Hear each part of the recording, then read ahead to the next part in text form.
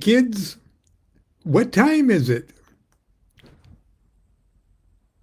That's right. It's Sunday school time. I hope you've all taken your seats and have quieted down and are ready for a lesson in the Hebrew alphabet. I promised you. I knew you'd be excited. Get your crayons out. And if you don't have any crayons, you get a pencil or a pen and a piece of paper.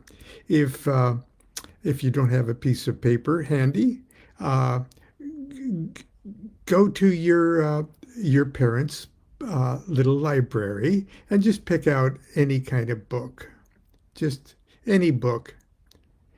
Use a big, expensive, heavy-looking book of some kind, and you can write on the inside of that with your crayons. It'll be okay. Your parents will be so proud of you. Anyway, I just got back from the coffee shop where I met a mason. Just happened to meet a mason. Masons, of course, we all recognize each other uh, because of the astral mark that we carry with us that was branded on our causal bodies during our initiation ceremonies. So uh, you can pick a mason out of the crowd. Anyway, I was talking to a mason about the Kabbalah.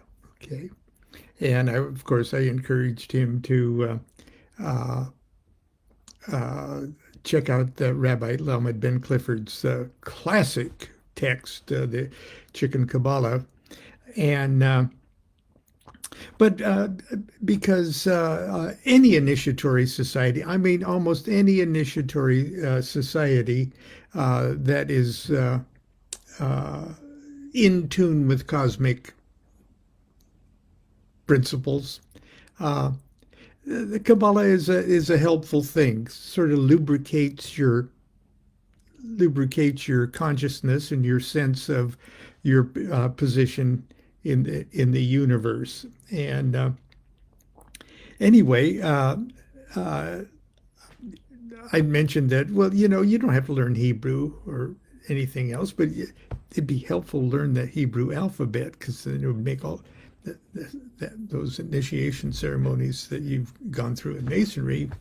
You'd go, oh God, I get it. There, oh, I see what they're doing, and so anyway, I thought I would come home and for Sunday school, uh, to share with you how Rabbi Lamed Ben Clifford tried to make the Hebrew alphabet fun to learn.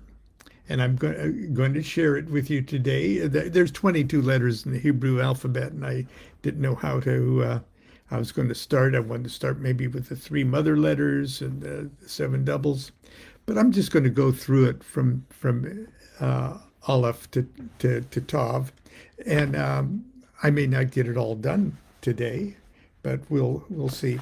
Here's the in the Chicken Kabbalah, meet the Hebrew alphabet. A brief introduction to the letters of the Hebrew alphabet, their formation, meanings, and correspondences. Did God speak Hebrew? Hell no. God's a chicken Kabbalist and doesn't worry about it. Do you actually think there is a white bearded giant in the clouds who created the universe and everything in it by belching out nouns and verbs right out of some celestial edition of Ben Yehuda's Hebrew dictionary? I don't think so. Not bloody likely. The creative fiat, the language of deity, is not one of grunts and gurgles and hisses and sighs. It's a language of numbers. Numbers do all the work. What distinguishes the Hebrew alphabet is not its pronunciation or its words and grammar, but its intimate relationship with numbers. If God said anything in the beginning, it was most likely, let there be three. That's all that needed to be said because, as we learned in the Sefer Yetzirah, the three dimensions then took off on their own and extended from a central point to instantly form 7 and 12 special coordinates. A tight little 22-piece toolbox of creation. Okay, so I'm just going to share how this was formatted. Okay, here, there's Aleph there, okay? Now there's an Aleph. I'm going to read that text to you in a second, and you see what it looks like. It's sort of like the letter A, and it joins the path number 1, or the Sephirah number 1, with Sephirah number 2. It's way up there. It's in the supernal triad. It's way up there. Okay. And if we're following it on tarot, it's the Fool card. And there it is. And I'll hold that up as much as I can. Aleph is path number 11. Okay, why is it path number 11? Okay, it's because the first 10 paths, technically, were the Sephiroth. 1, 2, 3, 4, 5, 6, 7, 8, 9, 10. And so now we're starting with the paths, even though a Sephirah is called a path. But anyway, so we're starting with, well, anyway, that black thing right there. Okay, that's path number 11, that black one that joins this to that.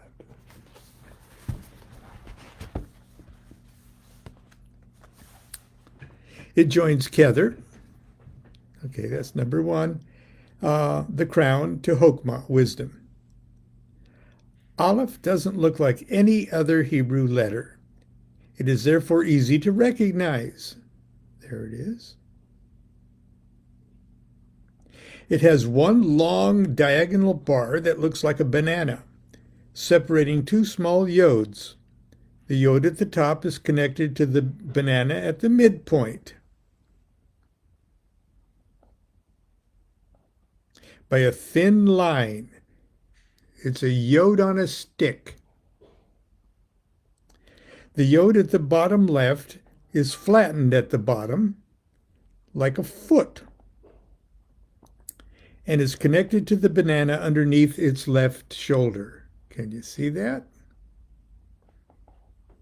Aleph is spelled Aleph Lamed Pei, A-L-P. The 3 letters enumerate to 111. Aleph actually is the number 1, although in the tarot it's key number 0. The 3 letters enumerate to 111, or if you use the Pei final at the end of the word, because Pei is one of the final letters too, it would add up to 831. And it means an ox. In ancient cultures, the ox that pulled the furrowing plow was a supreme symbol of the fertilizing force of creation. Aleph is the letter of breath and the closest thing the Hebrew alphabet has to a vowel. As the plow of the ox penetrates and aerates the soil, so the breath of life penetrates and vivifies you and me. Oh, hell, I'll come out and say it. The air of Aleph is more than just the firmament of atmosphere surrounding Earth. It is the life force itself, the prana of the Hindus, the active ingredient that makes the Holy Spirit holy. Give it some respect. Aleph is one of the 3 mother letters and represents the element air. And in the tarot trump, it's the Fool. So if you've got your crayons out and you've got that expensive book, with a completely blank inside cover. Draw yourself an olive.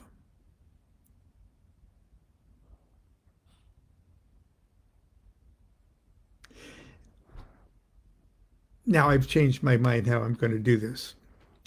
Remember what it said? Aleph is a mother letter. So there's 3 kinds of letters in the Hebrew alphabet. 3 mothers, 7 doubles. And there's several reasons they're called doubles. One was that at one time they had 2 kind of distinct ways of pronouncing it, like the letter bet, B-E-T-H, can sound like vet. Okay. It's still pronounced that way, sort of in Spanish, you know. And then Aleph is one of the mother letters. Mem, the Hebrew letter M, Mem is the second mother letter, and Shin is the third mother letter. And one of the first correspondences is Aleph is air, Mem is water, and Shin is fire. Okay, the element earth is handled differently. Okay, but right now we're talking about this Aleph. Okay, now just imagine this is what Aleph does. Okay, from a singularity, as if before there was any kind of a creation, there was a singular, giant, small singularity. No, let's call it what it is. This what it is. Okay, the closest thing that we can think of that what it is like the Titan Saturn, who came before. He was a Titan. The Titans came before gods of creation, before manifest macrocosm. Everything was still in pure potentiality. Saturn ate his kids so that they couldn't burst into manifestation. Okay, let's just, for the moment, call this great singularity, pre-existent singularity, let's just call that Saturn and visualize it as a point. And that point, for some reason or another, wanted to burst out of its unlimited limitlessness. And so it wanted to stretch itself, and it stretched itself upwards. Okay, it turned from a point to a line. Masons will recognize this from staircase lecture. It stretched itself, turned itself from a point to a line that went to infinite height. It just kept going, okay? It just kept going. And the Sefer Yetzirah says it sealed the infinite height. But that didn't mean the height didn't keep expanding. And then from its pointness, it extended straight down to infinite depth. And it sealed infinite depth too. But the point turned into a line, and that line created an upness and a downness, an above and a below.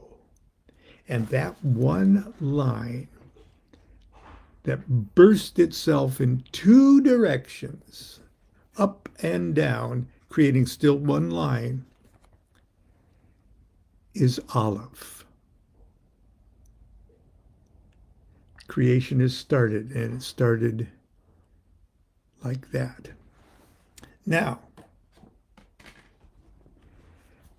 that's not much of a creation. It's a long, very, very lanky very lanky creation. Now let me find this here. Let's where are you, ma'am?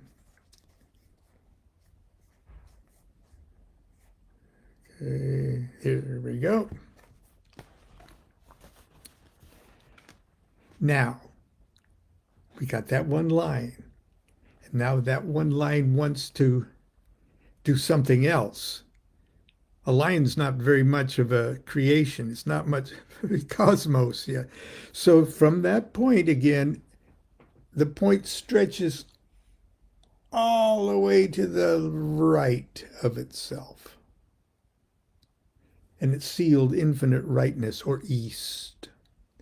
And then it stretched in the same level. It stretched to the infinite leftness and created the west. And that created a cosmos that's just a flat plane, okay? Because we got an up and a down and a right and a left. An up and a down and a right and a left, but still that just creates no depth whatsoever. But it's a start. And that's the second Hebrew letter, Mem. Second mother letter, Mem. And there's water. Okay, and here's how it looks here. Now on the Tree of Life, it joins path 5 and 8. But now we're just thinking creation here and how these guys, okay. Mem is path number 23. It joins Kebura, strength, Tehod, splendor. Mem, as we recall, looks a lot like Tet, and we'll show you Tet a little later. There are 3 differences. Mem's base is a parallelogram, and the left leg does not touch the base. The left forward crashing wave touches the upper left yod. If you got your crayons out, you can draw that. Now, don't confuse it with Tet. See, there's Mem. Do not confuse with Tet. See how they look sort of alike, but not really. Now, Mem's a mother letter. It also appears a bit differently when it appears at the end of a word. So that's an M final. It's got another numeration too. It's 600. If we're still looking at a duck,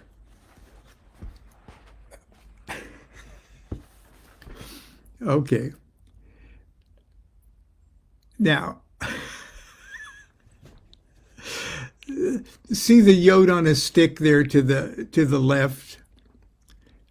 Okay, that's a duck's tail. Okay, and the duck is swimming this way. Okay.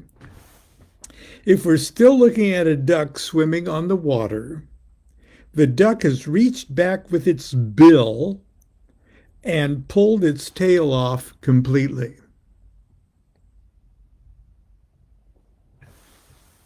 Okay, and I'd like to point out the colors are the king scale and the queen scale of colors associated with that Hebrew letter, that path, etc.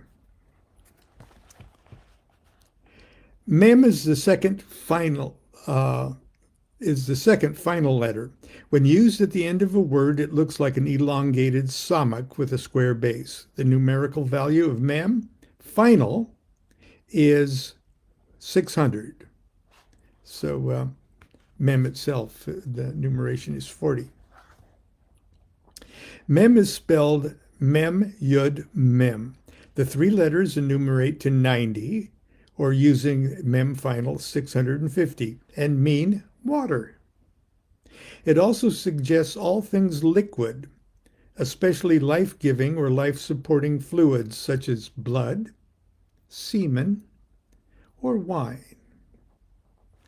Mem is one of the three mother letters and represents the element water, and the tarot card, the Hanged Lawn. The third, okay, so we've got up and down, right and left, okay, but we don't have dimension yet. Okay. For that, we need front and back. The singularity reached infinitely, stretched itself infinitely forward and sealed infinite north, if you will, or infinite forwardness. And it stretched infinitely backwards and formed infinite backwardsness or south. Now we've got 1, 2, there's the plane, from a point to a line, from a line to a superficie or a plane, and from a superficie to a solid. Let's get Sheen out here for us. Come on, Sheen. Did I pull you out already? Here we go.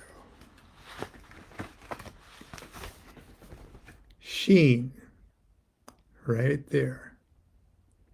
The element of fire. Here's where, that's what it looks like there. Sheen is path number 31, way down on the tree there. It joins Hod, Splendor to Malkuth Kingdom. She is perhaps the most the beautiful letter in the Hebrew alphabet of flames. It is the glory of 3 yods atop a horned crown. The left yod is a Zion. The right yod is a waving Vav. And the center yod, well, the center yod looks like your basic yod on a stick. Shin is spelled Shin Yud Nun. The 3 letters enumerate to 360, or using the Nun final, 1010, and it means a tooth. Kabbalistic tradition holds the letter Shin in particular reverence. If Aleph is the active ingredient of the Holy Spirit, Shin is the Holy Spirit itself. Its numbers 360 is also the sum of the letters of the Hebrew words Ruach Elohim, which means breath of God. When the letter Shin is introduced into the middle of the word Yod He Vav He, Jehovah, it becomes Yod He Shin Vav He, Yeshua, or Jesus. Shin is one of the 3 mother letters and represents both the element of fire and the element of spirit. And this used to be the old Judgment card, and now it's the Aeon card. Now we have a solid. Up, down, right, left, front, back. That's a solid. Now remember each of those lines. Oh, let me just sort of review that.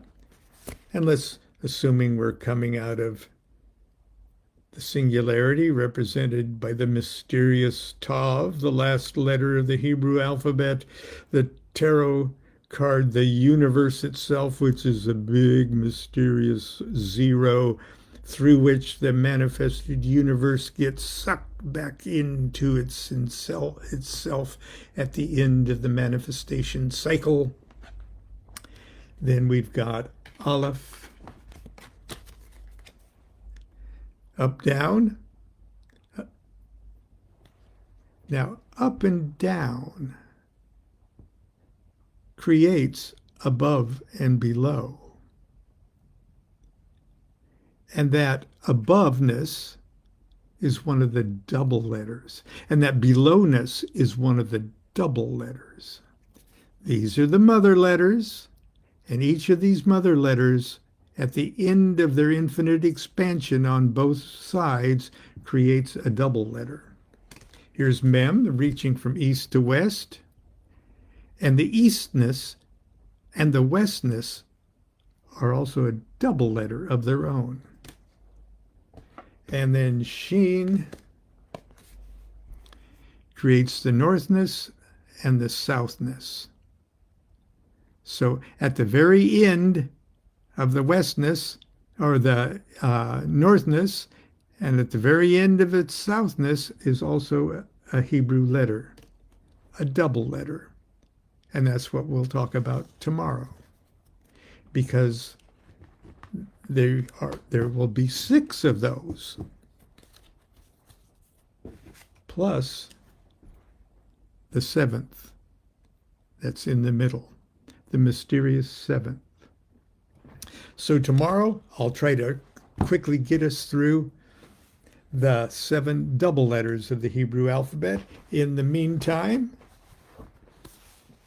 get your crayon out, make yourself a sheen, and make yourself a mem.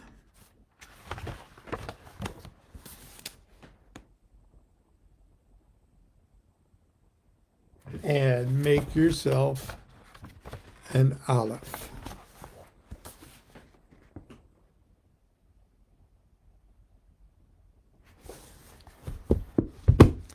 And that's Sunday school for today. It's a workshop Sunday school. Hopefully tomorrow I'll be briefer than I was today, and we'll get through the goofy descriptions of the 7 double letters of the Hebrew alphabet that represent your north, south, east, west. Okay. Until tomorrow, continue to be good to yourself, be good to each other. Do what thou wilt shall be the whole of the law. Love is the law, love under will. Sunday school's dismissed. Go out and smoke cigarettes.